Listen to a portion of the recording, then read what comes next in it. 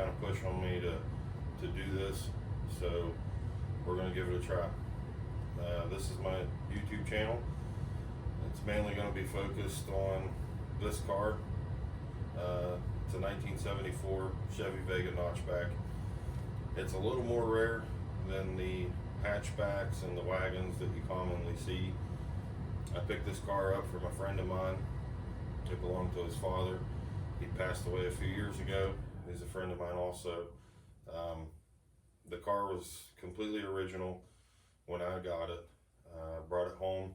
It sat for probably 3 or 4 years. I filed the points, cleaned out the carburetor a little bit with some brake cleaner, changed the fuel line, put a can of gas on it, and within 20 minutes I was driving around the block in the yard.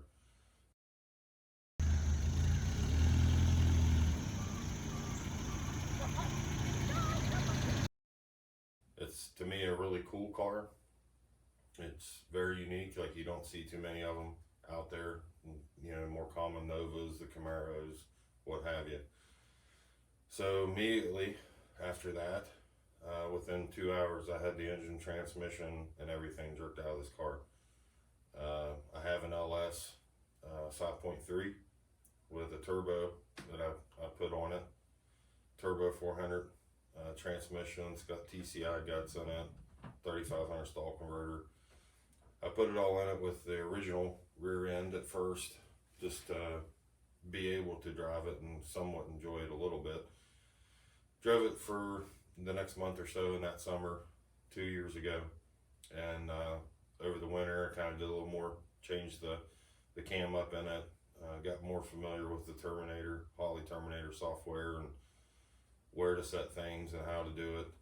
The following year I picked up a 8.8 Ford Explorer rear end. I cut 3 inches out of it, put the extra short axle in it. It's got 373 gears. Put that in it, drove it a couple months last year. Well, it would have been 2022 actually. Drove it that summer, did a lot of smoky burnouts, had a lot of fun and laughs out of it. And then I decided to do that. So I ordered a S&W tube chassis.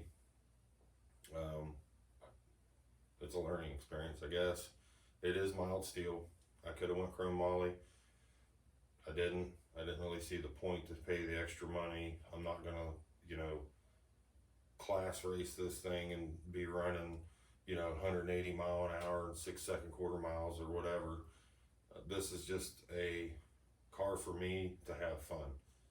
If there's a flashlight drag or something like that local that I could take it to and have a little fun that day, then that's what I'll do. For the most part, I'll probably drive it around town, take it out on some Mexico type roads here and have fun. It's a cool car. I like it. It has been repainted and whatever over time. It needs some work as far as the body. The doors are a little rough in the bottom, which again, it's a 1974.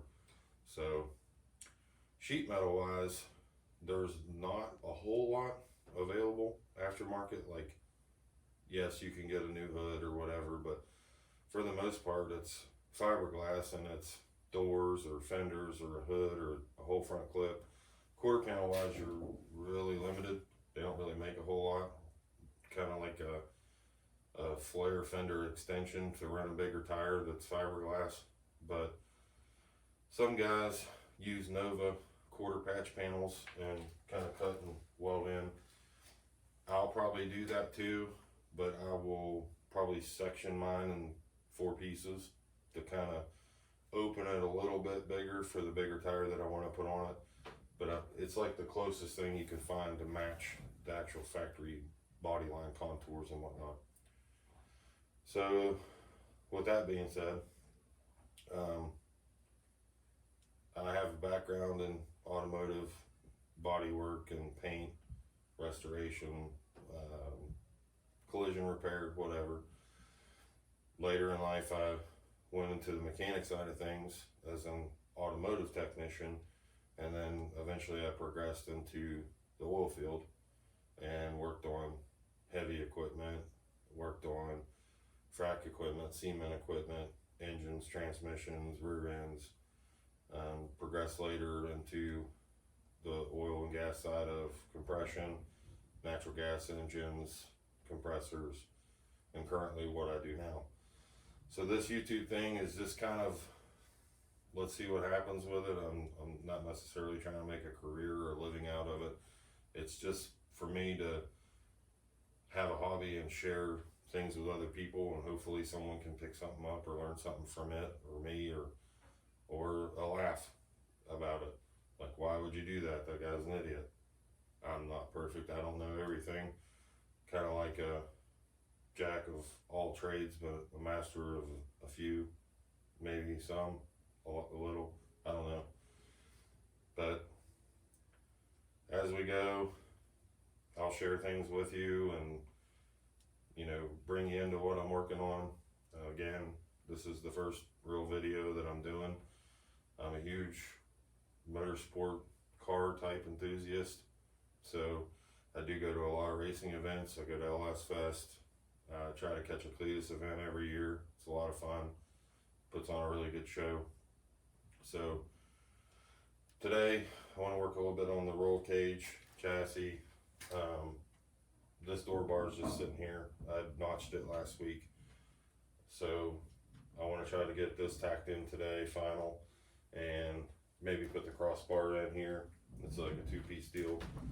I'll bring you guys in, show you what I'm doing, show you how to notch tubing. You may be right, may be wrong, but it works for me, so that's what I do. It is what it is, I guess. I don't know, whatever. I have a tubing notcher, like that you would put in a vise and, you know, hook your drill to it and all that. To me, I can do it the same with a cutoff wheel and a flap disc and make the fit just as good. Just depends on what I'm doing or trying to do is the way that I do it. So, kind of rambling on, but we'll show you what I'm doing today and bring you in and show you the chassis a little bit as it is right now. There's still a lot of work to go, a lot of tubes to put in. I still have to order struts for the front, coilovers for the rear. Obviously, I already have my rear end. I'll be converting it to a traditional style 4-link. So, not parallel, but triangulated. So, it's, you know, a couple months of work. Ultimately, the goal for this car for me is LS Fest 2024. If I can take this car there, make one pass down the drag strip, then I'm a happy man. Mission success. So, again, it's not going to be a competitive race car build where I'm out here trying to run no prep kings or whatever. It's just for me to go have fun. That's all it is. It's just a project that I want to do, enjoy it for a while, and maybe move on to the next one, and we'll go from there. So, if you guys like what you see, hit the like button, share it, comment, subscribe, give me an idea, tell me you don't like it, why, I don't know. But okay. So that's the factory cut one. I kind of buffed it a little bit. They must use like a plasma type deal to cut those, and it leaves a lot of slag.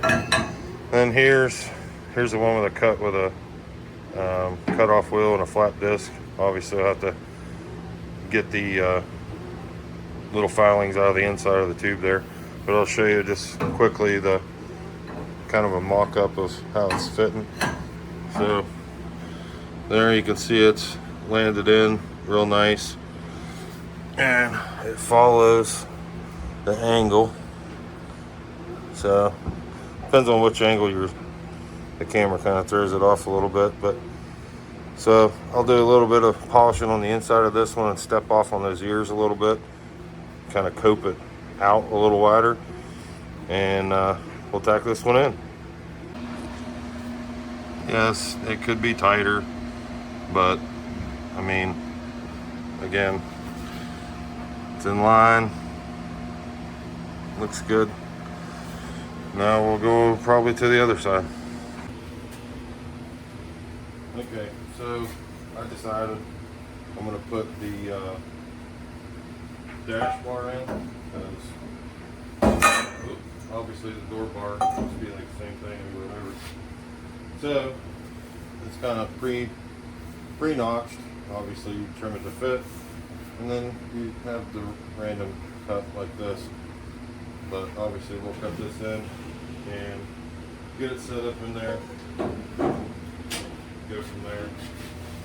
So I bought a aluminum universal aluminum dash kit, and I thought about running the bar like up high to kind of give it something for it to land on, but after I thought about it, I'll just use some 1/8" about 1" flat bar and just make like a tab up to hold the dash. The only thing that's going to be is a switch panel and a screen for everything, so it's not like it's a lot of stuff or whatever. Also, off your dash bars where your steering wheel column mounts, and possibly another attachment brace point for like your pedal assembly for your brakes or whatever. So I guess being down a little lower again in the blueprint, it shows the dash bar placed higher than this one, basically the same plane level as the harness bar. So where I marked this before for this tube, I'll just set it above it, like put the bottom edge at the top edge of this tube and run it across. So these tubes are actually, if you're facing in the driver's seat, they're not straight up and down. They're kind of, the A-pillar tubes kind of kick in. So again, the tube will have to be notched that way. So we'll work on that. We'll get this thing kind of rough measured and start cutting and fitting it in a little tighter. So again, I'll come on this side, measure. Exactly the same both sides. 22.5 on the rear harness bar. So we'll drop 2 inches on the front side, and I'll put a digital angle finder on it to make sure it's level. So the tape measure marks kind of just an eyeball reference to get me close, and then I'll tweak it with the digital angle finder if I gotta go up or down. So the chassis jig, if you will, I wish I kind of would have filmed that. It was a learning process too. I've watched 15 videos of people making them, and I kind of took everyone's stuff and put it together to make my own. So I built it out of 2x4, or no, I'm lying, it's 2x3 rectangle tubing. It's 1/8" wall, and I built legs for it, and once I built it, I realized it's kind of too short. You could have worked on it, but you'd have really been down low messing with everything, and I didn't want to do that. So I put adjustable, like all threads and nuts on it, just to raise it up a little bit more. So the jig is completely level, built square, everything. I X'd it, crossed it, checked it. The car, I placed the jig under it, picked the car up, got it set roughly at the height that I wanted, and I cut angle iron and tacked it into the rockers as my attachment point, and then in the back of the quarter panels on the inner structure. So the rocker, bottom of the rocker here, well, be the top of the rocker, is completely level to the chassis jig. So it's 0.0 both sides. That's how I started building the chassis. So I know it's square, it's level, it's in line with the body. I set the chassis kind of, my attachment points are like the front of the forelink, which would be at your D pillar below your main hoop. That's like the most critical point from what I understand from reading on setting up forelinks and all that. So I kind of set it low and just back as I could. I think I set it up as a 21 or 22 inch center line on the axle from that bar. I guess that's like the optimal setup for making your forewings work. It's got the length of bar works really well, so that's what I went with. Obviously I want it to work and perform as it should, so that's what we did. Okay, change of plans. So I don't know if that tube was like a mess up or something they didn't catch, but I do have other tubing that I bought to do extra things with. That one is going to be where it's got that real steep notch in it. It's going to be too short where the cope is. So I have placed a straight tube here. We'll just notch it, put it in, and clean all the shipping tape off of it. We'll use that. Okay, got the dashboard notched and polished down and all that. We'll go ahead and get it tacked in.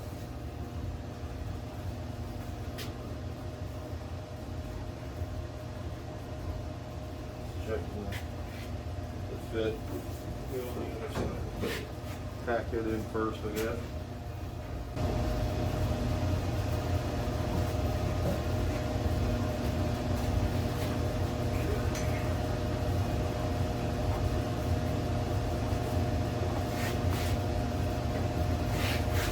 The vice grips are just set at the line that I marked earlier, so I can use it to hold it third hand.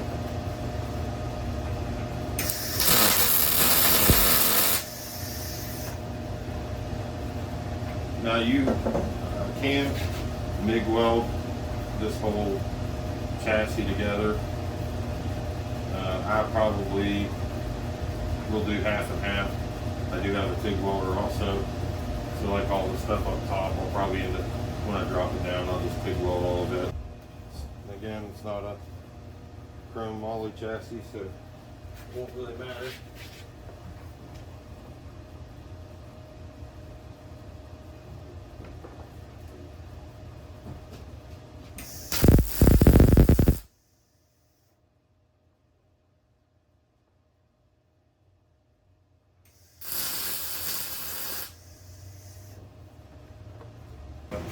Same thing, you gotta weld up the joint down here because it won't be able to once the bar is on.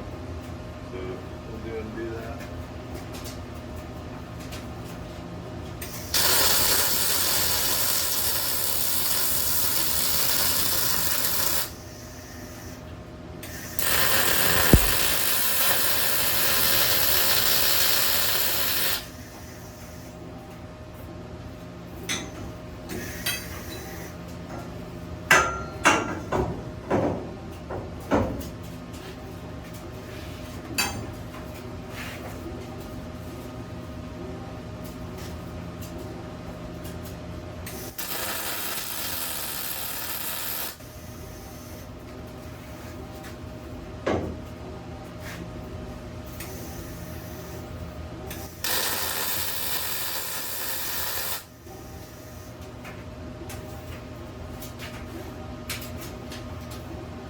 Same as before, cut and notch the little bar.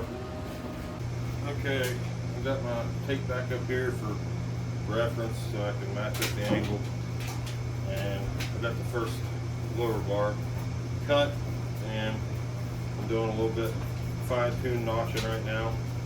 It fits, I don't know how well I'll show for you guys, but it's really close.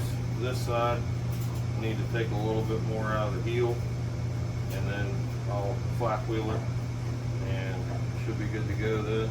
Get it tacked in.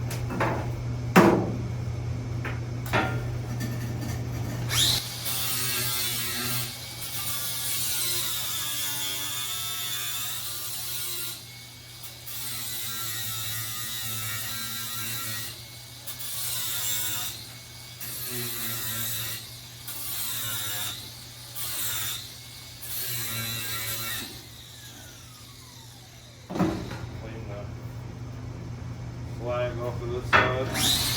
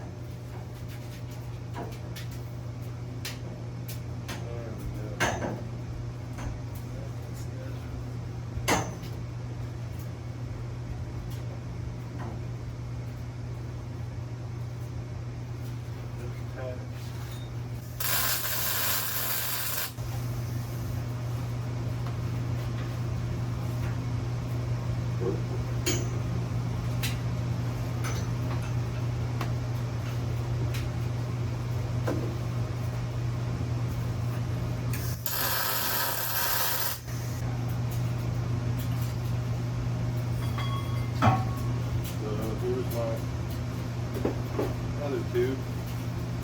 I'm gonna cut off this one. Get this one launched.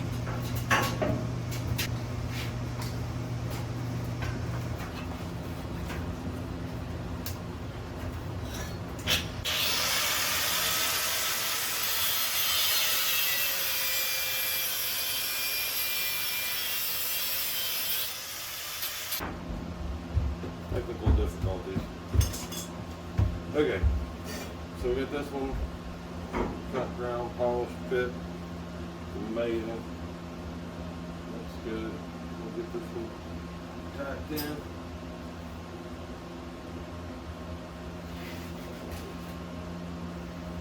Then up the burner, baby.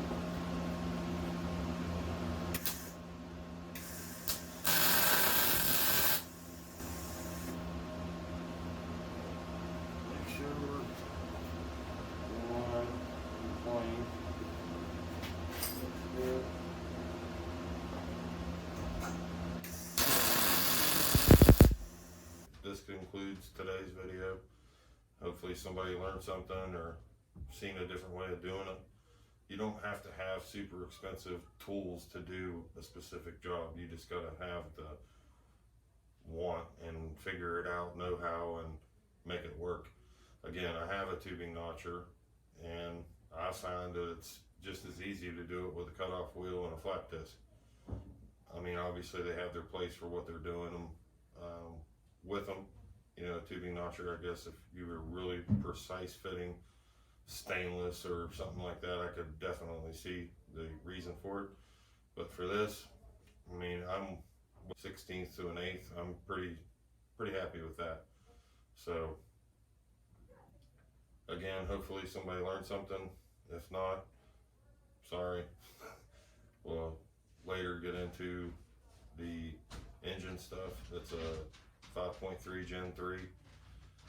Converting it now from a single to a twin turbo. They're like the max speed, rod speed, whatever, with the billet wheel. I've seen a lot of good reviews on them. Richard Holdner used them on one of his YouTube videos, and they're pretty impressive for what they are. I think it'll be great in this car. This car hopefully will weigh next to nothing when I'm done. I think originally the curb weight was like 2,700 pounds in factory sheet metal. Granted, we've added weight with the tubing, but I think it'll still end up being lighter. We've cut a lot of material out of this car, so I'm hoping that it'll be fairly light. I'm not the lightest, but the more I can lighten the car up, the better it's going to help me out. So this concludes today's video. Thanks for watching. Subscribe, like, comment, share. I do also have a TikTok and a Instagram. That's the same name, Boosted Vega Racing. Check them out.